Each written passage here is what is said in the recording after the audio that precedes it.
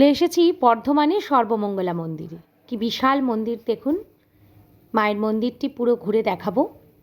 এই দেখুন, এই যে নাট মন্দির, এখানে ভোগ খাওয়ার ব্যবস্থা থাকে।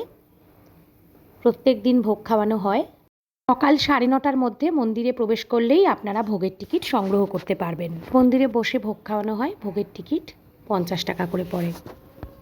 এছাড়াও যেখান থেকে ডালা কিনবেন তাদেরকে আগে থেকে ফোন করে দিলেও ওরা ভোগের টিকিট কেটে রাখে। বলতে বলতে আমরা মন্দিরের একদম গর্ভগৃহের সামনে চলে এসেছি। আমরা মাকে দর্শন করাবো।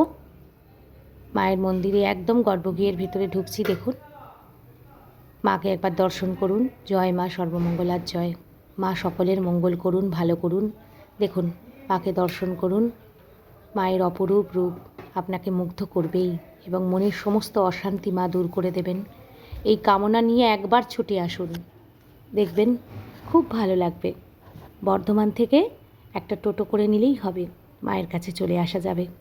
মনে অপার ইচ্ছে এবং অদম্য উৎসাহ থাকলেই মায়ের কাছে পৌঁছতে পারবেন। মা কিচ্ছু চাইছেন না, শুধুমাত্র একটু ভালোবাসা মনে নিয়ে আসবেন, অনেকখানি শান্তি নিয়ে বাড়ি ফিরবেন। বিশ্বাস করুন। এই দেখুন, মায়ের সামনে, মন্দিরের সামনে তিনটে শিব মন্দির এবং বিশাল মাঠ রয়েছে। সেই মাঠের মধ্যে বিভিন্ন ফুল গাছের চাষ হয়। মায়ের কাছে এলে সমস্ত সমস্যার সমাধান হয়ে যায়।